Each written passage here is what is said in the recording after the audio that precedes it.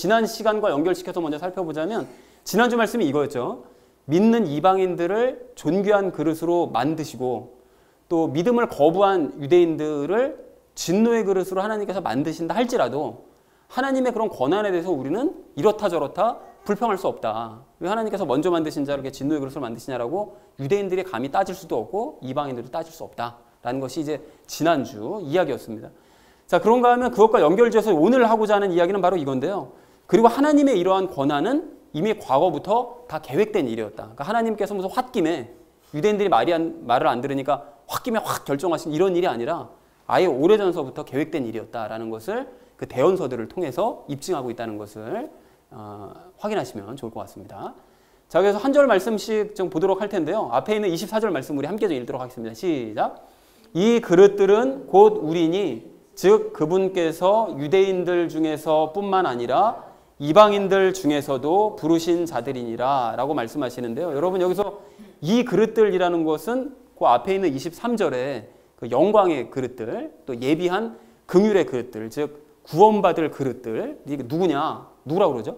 우리라고 얘기하죠. 근데 우리라는 것은 단순히 이제 이방인들 뿐만이 아니라 그 믿는 유대인들 중에서 일부 믿는 사람들이 뭐 12제자나 바울이나 뭐 기타 믿는 사람들이 있었으니까요. 그런 유대인들과 이방인들 중에서 믿는 자들은 다 그 긍휼의 그릇이 될 수 있다라는 그런 얘기인 거죠. 그래서 이렇게 되어져 있습니다. 이것이 네. 그래서 전체 의미를 보자면 이렇게 됩니다.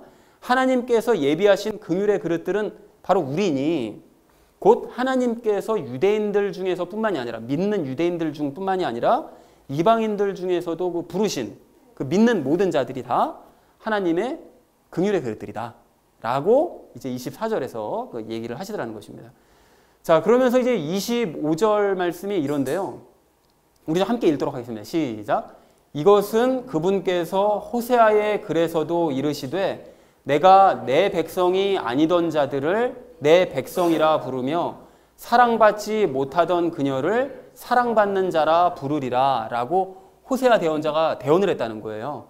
자, 그런데 여러분 먼저 아셔야 될 것은 여기 25절과 26절 말씀, 그 두 절 말씀은 호세아의 그 대언을 통해서 이방인들의 구원이 이미 계획되어 있었다는 것을 설명을 합니다. 그러니까 25절, 26절은 호세아를 통해서 이방인들이 이미 하나님께서 구원 계획을 가지고 계셨다는 걸 얘기하고 그 27절서부터 29절 말씀은 이사야 대언자 말씀을 통해서 유대인들을 또 어떤 유대인들을 구원하시는가 이것에 대해서 두 가지로 나눠서 이제 이야기를 하고 계신다는 거죠.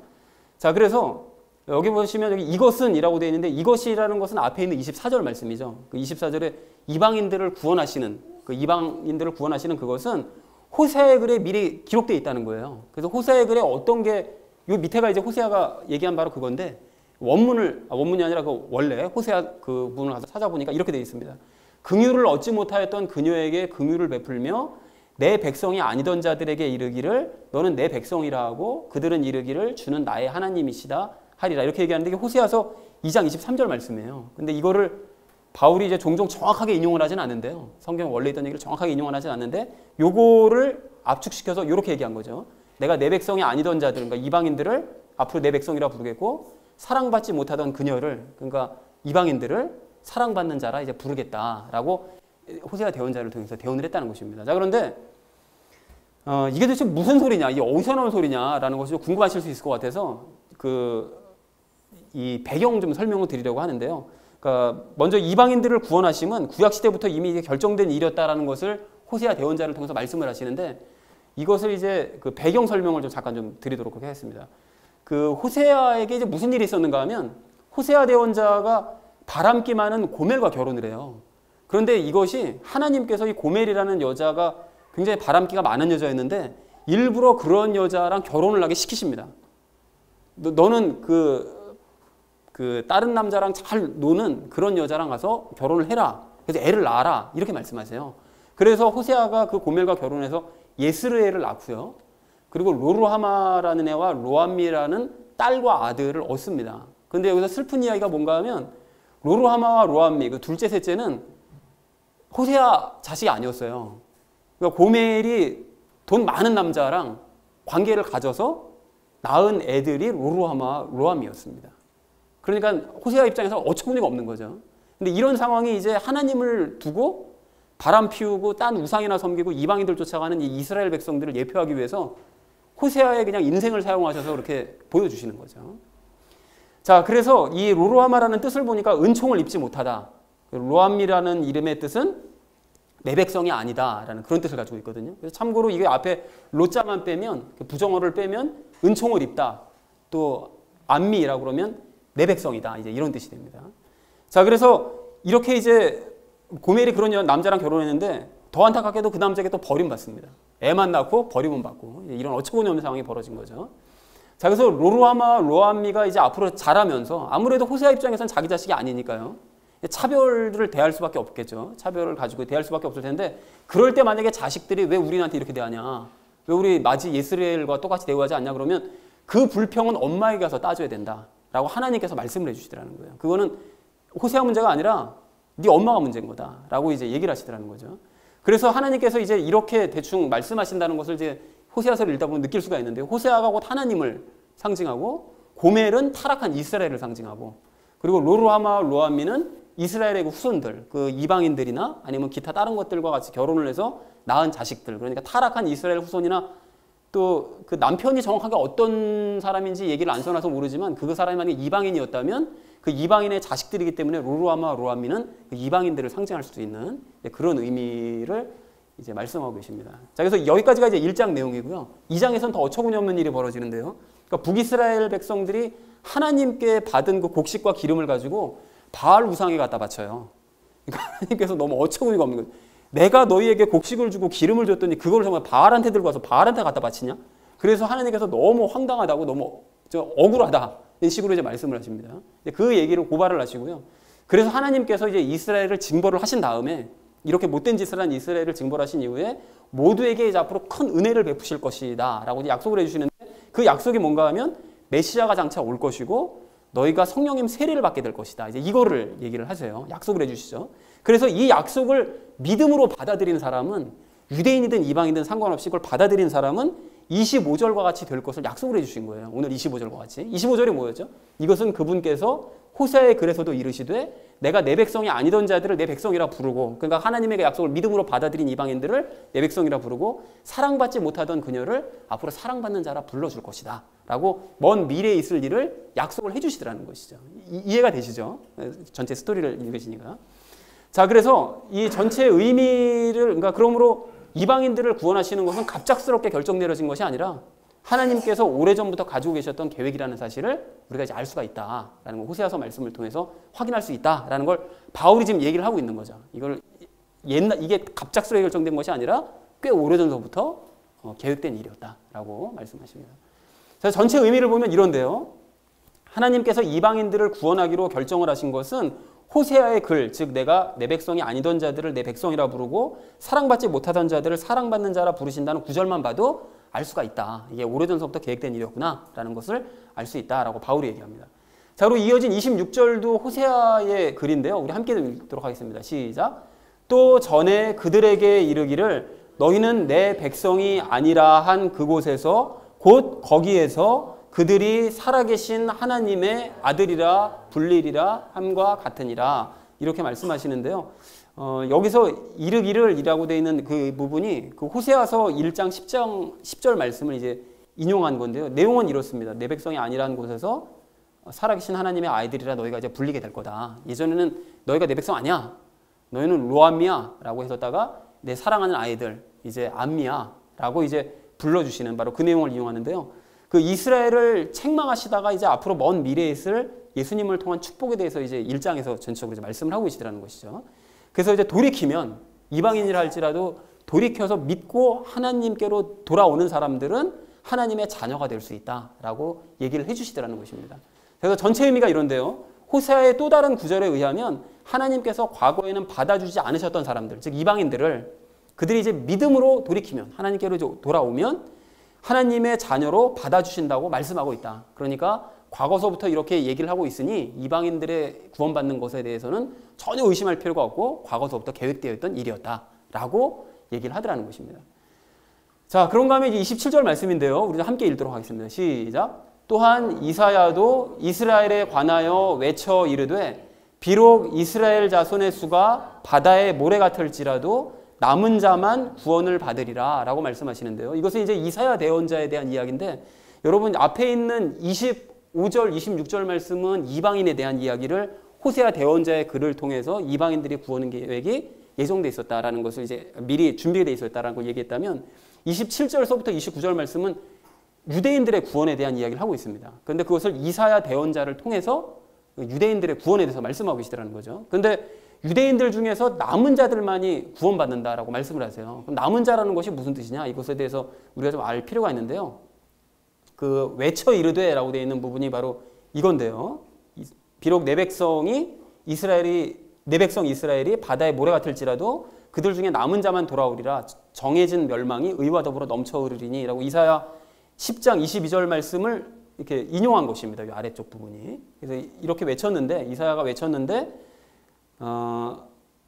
이것도 역시 배경 설명이 좀 필요합니다. 이사야가 왜 이런 식으로 외쳤는가 하면 하나님께서 그 북이스라엘과 남유다가 서로 갈라져 있었잖아요.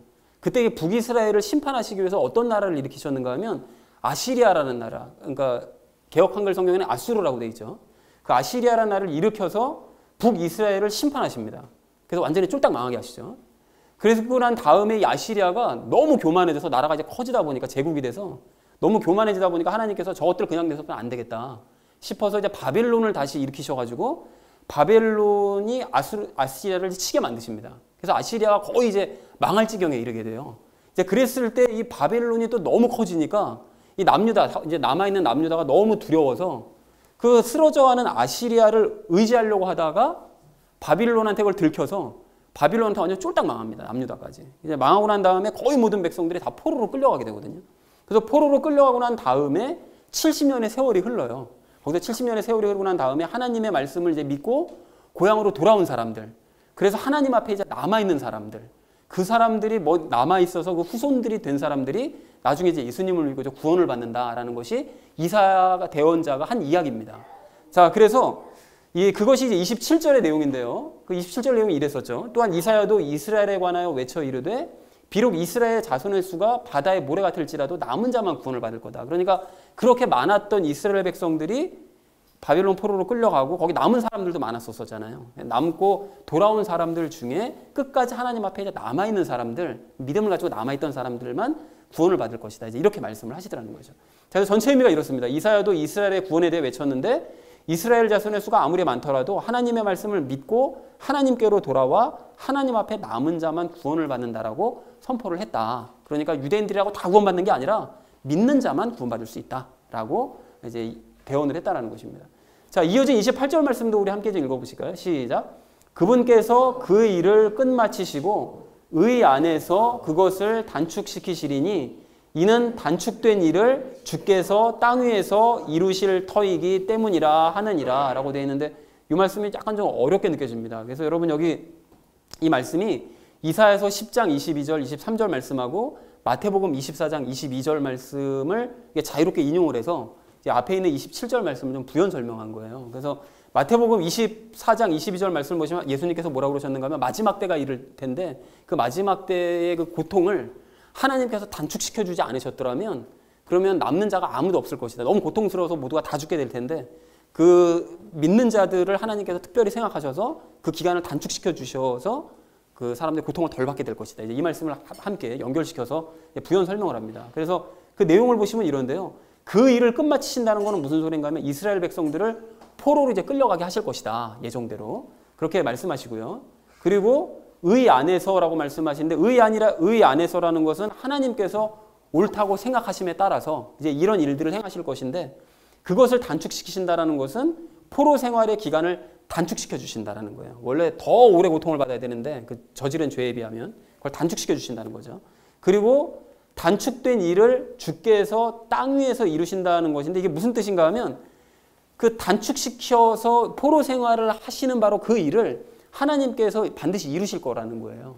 그러니까 하나님께서 그 일을 이제 단축시킨 포로 생활을 하게 하심으로 말미암아 거기에서 이제 돌아올 자들이 반드시 생길 것이다. 만약에 그 기간이 100년, 200년이 돼버리면 거기서 돌아올 자들이 아무도 없을 텐데 그 기간을 단축시켜 주시는 그 일을 행하실 것이기 때문에 결국은 그 사람들이 이제 돌아오는 자가, 남은 자가 생길 것이다라는 그런 의미라는 것이죠. 그래서 그 일을 이루실 것이기 때문에 반드시 이제 사람들이 돌아오게 될 것이다. 이제 이런 의미입니다. 자, 전체 의미를 보면 이제 이렇게 되는데요. 하나님께서는 당신의 백성들을 끌려가게 하시되 그 기간을 단축시키실 것이기 때문에 남은 자들이 돌아와서 이제 구원을 받게 될 것이다. 라는 것이 28절의 의미입니다. 자, 이제 마지막 29절 말씀인데요. 29절도 함께 읽도록 하겠습니다. 시작. 이것은 또 이사야가 미리 말한 바 만군의 주께서 우리를 위하여 한 씨를 남겨두지 아니하셨더라면 우리가 소돔같이 되고 고모라같이 되었으리로다 함과 같으니라. 이게 앞에 있는 말씀과 거의 의미가 비슷한데요. 미리 말한 바, 이거는 이사야서 1장 9절 말씀을 인용했는데 이 밑에 내용이 바로 그 인용한 구절입니다. 한 씨라는 것은 그 남은 자들을 남겨두지 않으셨더라면 이스라엘은 소돔과 고모라처럼 완전히 다 멸망해 버렸을 것이다. 이제 이런 의미라는 거예요. 그래서 이 소돔과 같이 고모라가 됐다는 것은 흔적도 없이 남지 않았을 것이다. 하나님께서 그 기간을, 고통의 기간을 단축시키셔서 돌아오게 만드셨기 때문에 그 자들을 통해서 새로 생겨난 자식들 때문에 구원받는 자가 생기고 믿음으로 이제 하나님 앞에 돌아온 자가 생겼다. 안 그랬으면은 다 멸망해 버렸을 것이다. 라고 이제 말씀을 하시더라는 것입니다. 그래서 전체 의미를 보면 이런데요. 이사야의 또 다른 구절에 의하면 하나님께서 남은 자들을 보존하셨기 때문에 이스라엘이 완전히 망하지 않았다라고 말씀을 하신다라는 것이 이제 29절의 의미라는 것입니다. 자, 그래서 오늘 본문 말씀을 이제 총정리하자면 이제 이렇게 되는데요. 여러분 이제 보시면 깨끗하게 정리가 되실 것입니다. 하나님께서 예비하신 긍휼의 그릇들은 믿는 유대인들과 믿는 이방인들인데, 그런데 호세아의 글들을 보면 하나님께서 이방인들을 당신의 자녀로 삼으시려는 것을 알 수가 있고, 믿는 자들을 구원하시는데 믿는 이방인들에 대해서는 호세아의 글들에 이미 대언이 되어져 있고, 그리고 또한 이사야의 글들도 보면 하나님께서는 남은 유대인들을 보존하시고 그들을 구원하시려는 것을 알 수가 있다. 그러니까 이방인들의 구원 조건은 믿는 것, 또 유대인들도 다 구원받는 것이 아니라 그 중에 믿는 사람들만 구원을 받게 될 것이다. 그래서 믿는 유대인들과 이방인들이 결국 하나님의 긍휼의 그릇들이 될 것이다. 라는 것이 오늘 전체의 본문 말씀의 내용입니다. 여러분 이해들이 되셨죠? 자, 그래서 여기서 우리가 좀 근데 한 가지 질문을 좀 가질 것이 있는데요. 이제 이런 그 몇 주 전에도 말씀드리다가 우리가 이 얘기를 잠깐 드렸었는데, 하나님께서는 유대인들이 불순종할 것을 미리 아셨죠. 미리 아셨기 때문에 이방인들을 직접 구원하기로 계획을 변경을 하신 거거든요. 그러니까 원래는 유대인들이 잘 믿으면 그 유대인들이 복음을 전파하게 해서 이방인들이 하나님을 믿을 수 있게끔 원래 계획을 세워놓으셨었다가 유대인들이 불순종할 것을 아셨기 때문에, 미리 아셨기 때문에 이방인들을 직접 구원하기로, 이제 믿는 자들을 구원하기로 결정을 하셨는데, 그렇다면 유대인들은 예정된 불순종의 길을 간 것이냐라고 얼핏 우리가 생각할 수가 있어요. 먼저 번에 잠깐 이 얘기를 했었죠. 그러니까 하나님께서 보시기에 유대인들이 불순종할 거다라는 걸 결국 아셨다는 얘기는 유대인들이 그 중간에서 어떤 길을 갈지라도 결국은 불순종하는 길을 갈 수밖에 없는, 그러니까 이거 예정된 거 아니냐, 이 길이, 라고 이제 생각을 할 수 있다라는 거예요. 자, 그런데 분명히 예정은 아니긴 아니잖아요. 그러니까 예지와 예정은 분명히 다른 것인데, 근데 다른 것이 맞다면 그럼 예지는 도대체 어떻게 설명할 수 있을까? 이걸 고민을 하다가 문득 이런 생각이 들었습니다. 여러분, 이게 축구팀에 좀 비유를 해볼 수가 있을 것 같은데요. 가령 새로 부임한 어떤 축구 감독이 이제 주전 멤버들을 열심히 잘 훈련시켜가지고 팀 순위를, 리그에서 그 팀 순위를 바짝 끌어올린 다음에, 그래서 구단으로부터 이제 지원금을 받아가지고 그 지원금으로 실력 있는 선수들을 더 많이 영입하고 지금 데리고 있는 후보 선수들도 더 열심히 훈련시켜가지고 주전급으로 키우려는 계획을 가지고 있었던 거예요. 자, 그랬었는데 주전 멤버들이 훈련을 하지 않고 계속 게을러요. 그 코치들을 보내가지고 계속 압박을 가하는데도 선수들이 훈련할 그런 어떤 이 기분이 아닌 거죠. 그리고 또 열심들도 없는 거예요. 그래가지고 감독의 말을 따르지 않습니다. 그렇게 되면 어떻게 되는 거죠? 그런 의지가 없다고 한다면 당연히 팀 순위가 좋지 않을 것을 미리 알 수가 있죠. 이거 이번 시즌 망했구나 라는 사실을 미리 알 수가 있습니다. 그리고 대충 몇 위 정도를, 자기랑 비슷한 수준의 다른 팀들을 이렇게 보면, 그리고 또 얘네들이 주전 선수를 이렇게 훈련하지 않고 이게 개판이면 그러면 결국 우리가 이번에 이 리그에서 한 몇 위 정도 하겠다라는 것이 미리 알 수가 있다라는 것입니다. 자, 그래서 그렇게 되면 지원금이 미리 깎일 것도 알 수가 있죠. 구단으로부터 지원금이 나오지 않을 것도 알고 있고, 그로 인해서 새로운 선수 영입이나 후보를 더 이상 키울 수 없다는 사실도 미리 알 수가 있는 거죠. 이 모든 것들이 다 정해진 건 아닌데, 정해진 건 아니죠. 하지만 얘네들이 하는 일을 보면, 싹수를 보면 아, 이것이 이렇게 앞으로 되어져 가겠구나라는 것이 미리 보일 수가 있다는 것입니다. 미리 알 수가 있다는 것이죠. 자, 그래서 감독이 주전 멤버를 그래서 해체를 해버리고, 그래서 후보와 구분 없이 다 뒤섞어버린 다음에 실력이 입증된 선수들만 주전으로 다시 뽑겠다. 앞으로 그래야 되겠다. 라고 계획을 미리 세워두는 일은 얼마든지 가능하다라는 거예요. 그렇죠. 그러니까 이 모든 과정들을 가만히 생각해 보면 이것이 유대인의 타락을 예지하심도 똑같이 설명을 할 수가 있다는 거예요. 유대인들도 사실은 유대인들을 통해서 그 주전 멤버들을 잘 키워가지고 후보인 이방인들을 잘 이제 키우려고 하나님께서 계획을 하고 계셨었는데, 주전 멤버들이 유대인들이 개판치는 것이 눈에 보이는 거예요. 대원자들을 계속 보내도 전혀 움직일 생각을 안 하는 걸 보니 아, 결말이 어떻게 됐구나 라는 것이 충분히 예측이 가능하고 미리 알 수가 있다는 것이죠. 결말이 눈에 훤히 보이니까, 그래서 아, 이거 안 되겠구나. 그러니까 이것들을 다 섞어서 오직 믿는 자들만 구원하기로 결정을 내려야 되겠다라고 하나님께서 결정하셨다는 것을 똑같이 설명이 될 수가 있다라는 것입니다.